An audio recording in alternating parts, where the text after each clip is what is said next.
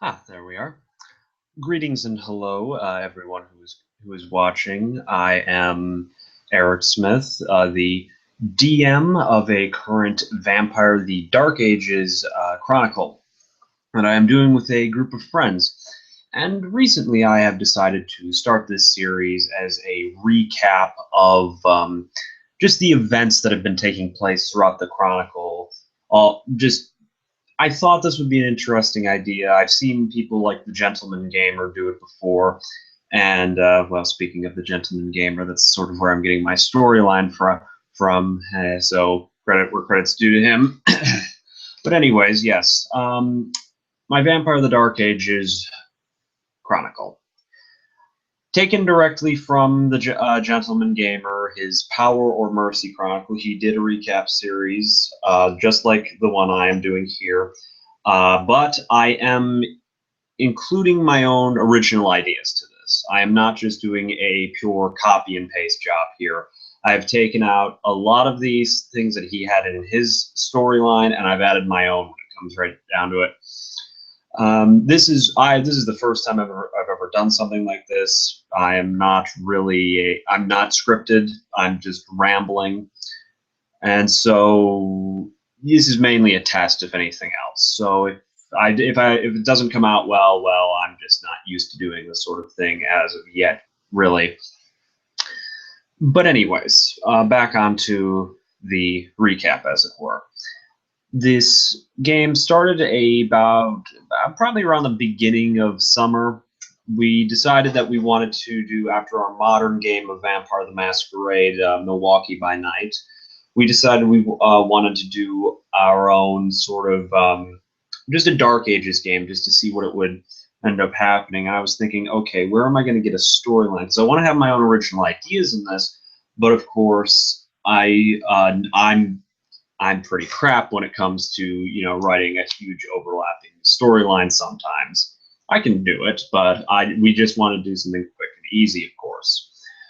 So what ended up happening was I took Power of Mercy and rewrote much of it and created this very odd, maybe a bit surreal at times storyline that the players are currently going through. And side note, first off, before we continue, is that when it comes down to canon with World of Darkness and me, I go right off the rails. I do not subscribe to all of the game lines canon.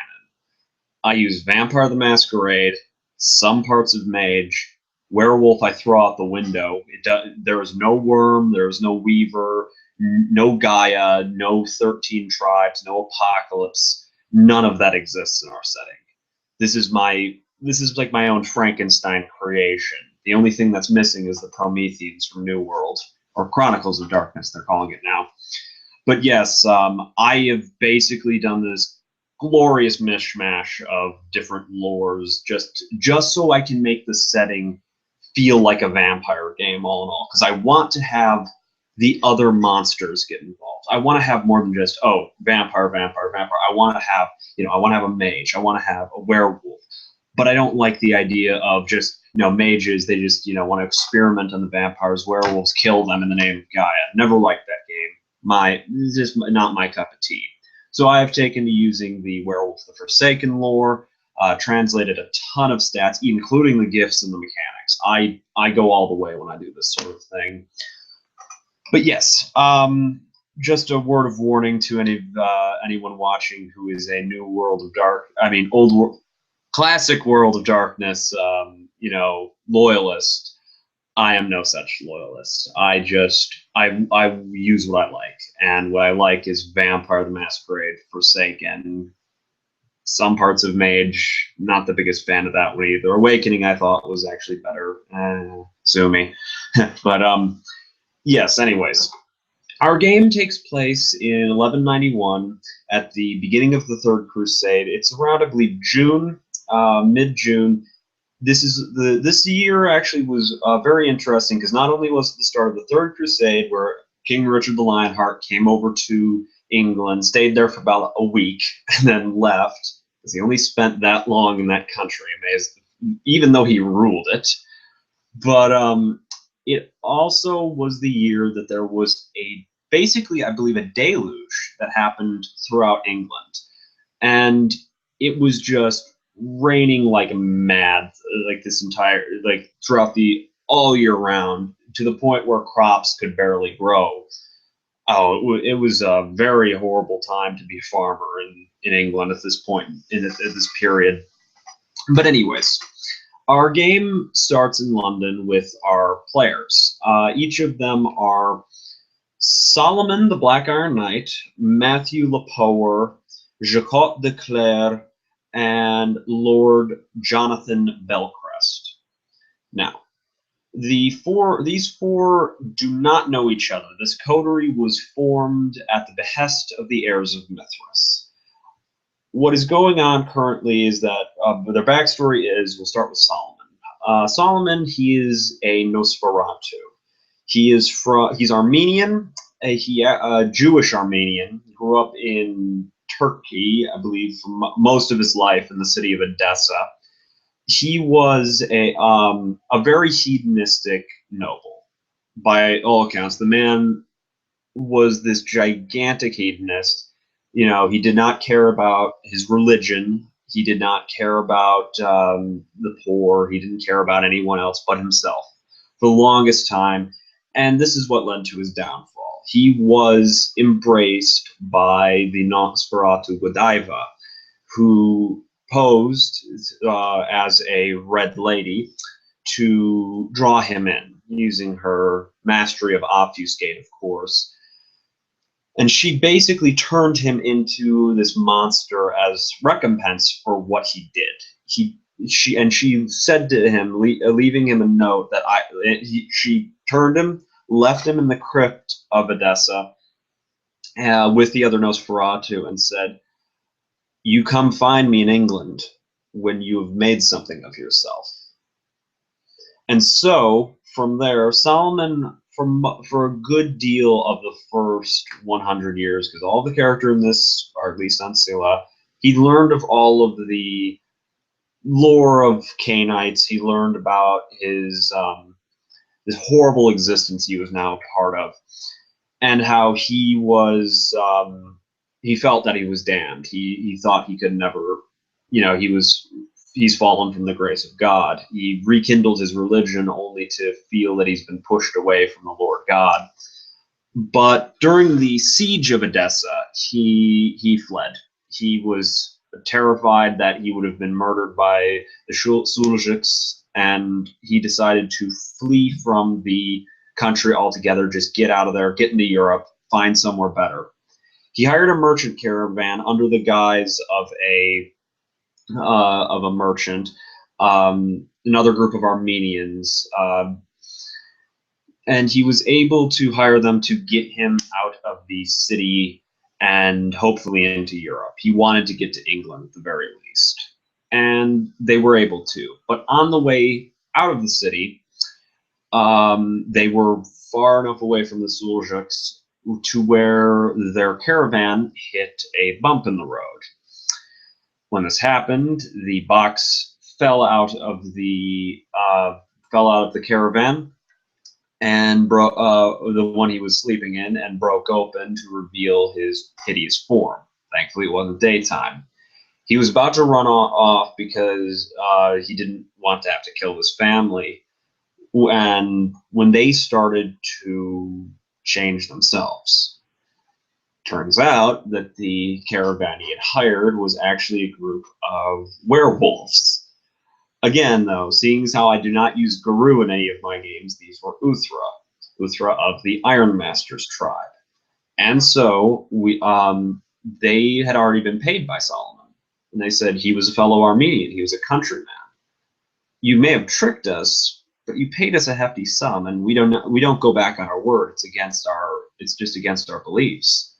And so, for the next several years, they traveled throughout Europe on their way to England. And through this, Solomon was basically humbled by this all. He found, like, he meeting all these different people from all over the world, other Canaanites. He's now friends with a group of lupines, which is amazing. and he was able to even learn a path of ethics. He follows the road of chivalry now. He learned it while he was in Germany, actually. And as he continued his way through, they finally made it to England after several years of travel. Many wars were going on. It was hard to get through Europe at this point, at this period in time. And when they arrived, Solomon, now on this new road of chivalry, he understood what he had to do now. He truly had to make something of himself, and so he began to. He began by sort of making a name for himself. He's known throughout the lower class society as the Black Iron Knight. They don't know him by any other name, but he is this mysterious figure that will appear when corruption rears its ugly head, when tyrannical kings are mistreating the peasantry, when nobles are forcing large amounts of taxation on their serfs, or not serfs, just their people in general. He shows up and he fixes those problems. And so, yes, he is a bit of a folk legend now throughout some parts of England. I would say the North doesn't know much about him, but that is Solomon of Edessa. He is quite high on his road currently. I believe is 7.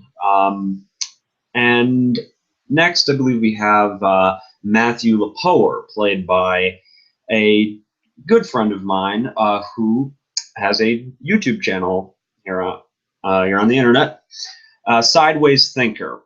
I do highly recommend going and watching his videos. He did a recap series like this for his Sinister Secrets of Shadowrun campaign, and yes, so he is a very great role player. Go check him out. Link will be in the description below. But Sideways, he is currently playing the character Matthew Lepoer, a city gangrel. And I know before you start commenting, I understand the city gangrel really don't exist till the modern era. But I like the city gangrel. I think they're a cool idea, so I said basically in my own lore, the Greek gangrel spread out more, and the blanket term for them now is city gangrel. The ones in England call themselves Norman gangrel. They feel that they're much more civilized than their counterparts. And yes, he does forsake his animalism and fortitude for celerity and obfuscate. Matthew Lepoer, though, is an interesting case. When he was a human being, he was a part of the Lepoer family. The Lepoers were a pretty prominent family, I believe, throughout most of northern Europe, not Europe, England, that came over with William the Conqueror. Matthew himself is an interesting fellow. He did, in his mortal life, he felt very, very jealousy and envy. That's what he felt. Much directed towards his brother. His brother was basically the favorite child among the family, and so Matthew tried to murder his brother. It didn't work out, and he ended up getting exiled from his family altogether. He was nearly killed, actually, until a member of another family, Edward de Lacy, stepped in and said he would take him under his reins. And the de Lacys and the Lepoers have, historically, I believe, Sideways told me they did actually work together very closely. So Edward de Lacy took Lepoer under his wing. And it turns out that through this, he found that the de Lacy family had a bit of a secret that many of its members were actually gangrels, city gangrels specifically. And Edward de Lacy embraced him into vampirism. It's sort of more or less out of a... He did see something in Lepoer, but at the same time, this is a form of punishment. You tried to murder your brother. I am putting this upon you now. And Lepoer was very angry by this immediately, because now he was one of God's damned. but Lepore was able to kind of determine the reason, like the whole lore, God works in mysterious ways, and he adopted the road of chivalry like his sire did. So yes, we have two members on the road of chivalry, Solomon and Lepore, both luminaries. But anyway, well, paladins actually, I believe they're called. I don't know if they actually gave them that name back in the V20 book, but I think I'm going to start just calling them paladins from now. So yes, we have two paladins in the group. And Lepore is quite interesting. He has a lot of strange mutations when it comes to his vampirism. He is, I believe, he's unable to embrace. He is also unable to, I believe he's unable to, no, he can do that.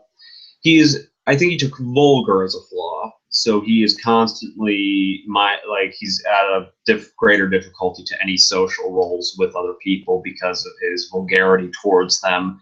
He is spewing off slurs, and he's a racist. I almost forgot about that. Everyone sort of was at this time period.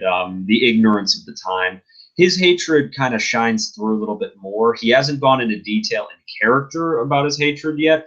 His main issue is with Jews.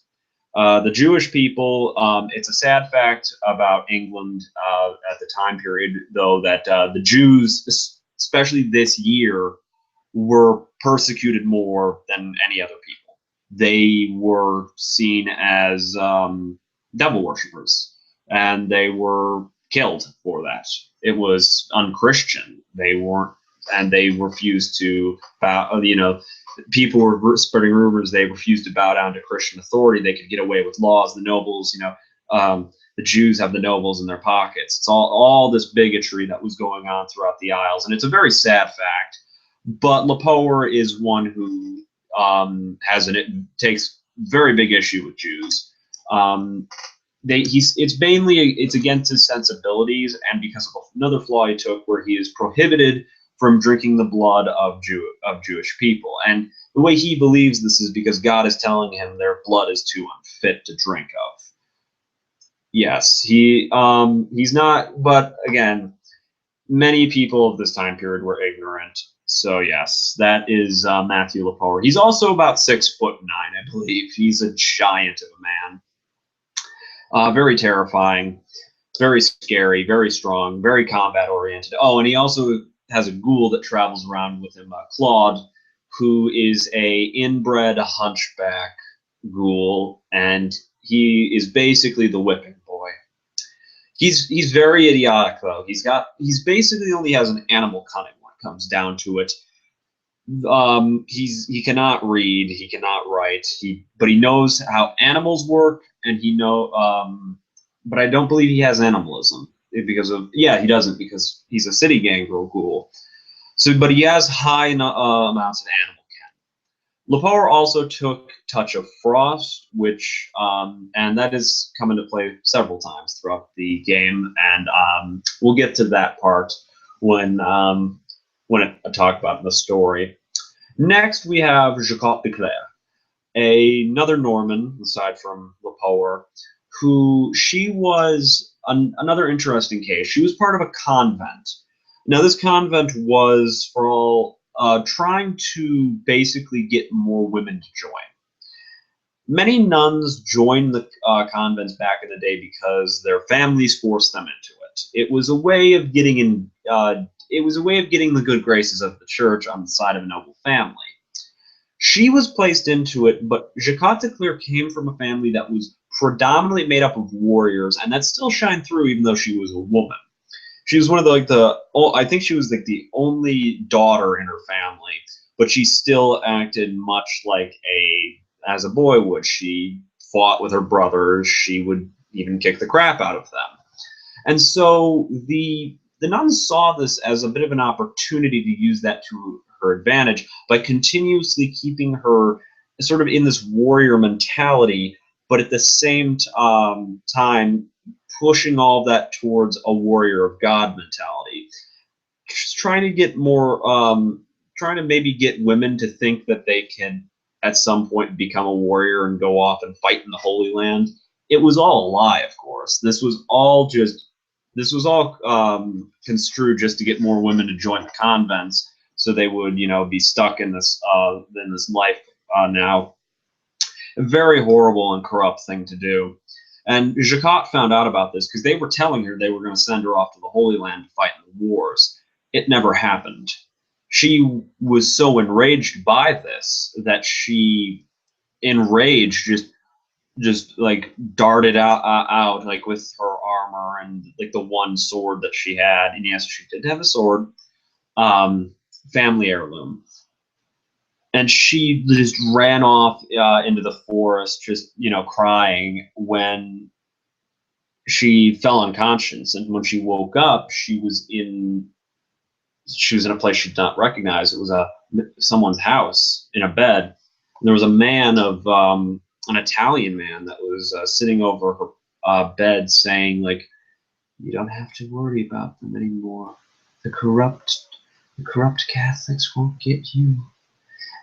It's basically what had happened was Sabinius, a Toreador on the road of sin, had taken her had sired her, and he was basically thought that he could use her at this point. He had been watching her for a long time, this warrior of heaven. He was actually afraid that she might become a vampire hunter, but no, it did not happen. And when the church spurned her, he saw a chance, and he darted in to try and get her onto the road of sin, join the road of sin. Reject God, reject the church. You do not bow to any master but yourself. And he was going to use her to his own ends. What ended up happening, though, is that her faith shined through. She does not have true faith. No. But she cursed him upon learning of what he did to her. And she said, "Now I am damned and I'm lost. I am fallen from God's grace. You damnable monster. Get out of my face. I'm leaving." And she did. She just pushed past him, and he tried to run after her, but her strength amazingly outmatched Sabinius. Sabinius was always just a silver-tongued devil, not one who knows how to fight. And she went off into crying into the streets, to where she was found by another vampire, because they had heard about the vampires had heard about what Sabinius did, and they saw it as wrong, and they might have to kill this newly embraced vampire. But a Nosferatu named Gottfried stepped in and saved her from final death by taking her under his wing. And Gottfried is a very religious Nosferatu. He is on the road of heaven. He is completely devout to it, and he was the one who gave Jacquot a large amount of hope, and she learned everything about Canaanite society from Gottfried. She still spurned Sabinius. Sabinius, though, he saw it as a wasted effort of his, but he knew that there are plenty more like her that he could bring under his wing. This is just one. I don't need to worry about her anymore. So yes, Jacquot de Clare, Toreador on the road of heaven, great warrior. She mainly wears, she actually does wear conservative clothing, a large conservative cloak to mask the armor she wears, but she does keep a great sword on her back at all times, so everyone can, of course, see that. But anyways, next character we have is the Satrap. Yes, we do have a Satrap of Prince Mithras in our game. I kind of took another cue from the Gentleman Gamer, but at the same time, there's only one. But he is sort of the one that was sent along to make this all official business of the heirs of Mithras.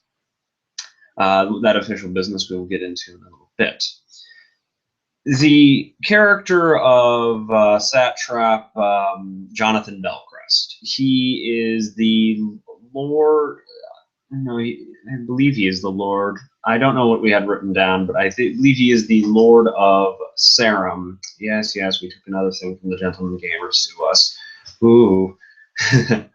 no, but he is the Lord of Sarum currently. Sarum is very small town. It's modern day Salisbury. But he is a very lucrative individual. He's on the Road of Kings. He's a luminary, and he is more or less he's less following that road now. He, I believe, wants to garner not garner. He wants vengeance, is what he wants. That was it. He has a bigoted hatred of the followers of Set because they murdered his wife, his human wife, who he was going to also turn into a Lasombra because only 5 Lasombra are allowed in the British Isles at any given point. And so that was going to be the 5th one. He was embraced by, I believe it was, I forget his sire's name, but he was embraced and he took to the life very well. And so then he was going to then embrace his wife, but who was his ghoul for a very long period of time. But he had gained a rival known as Abdul.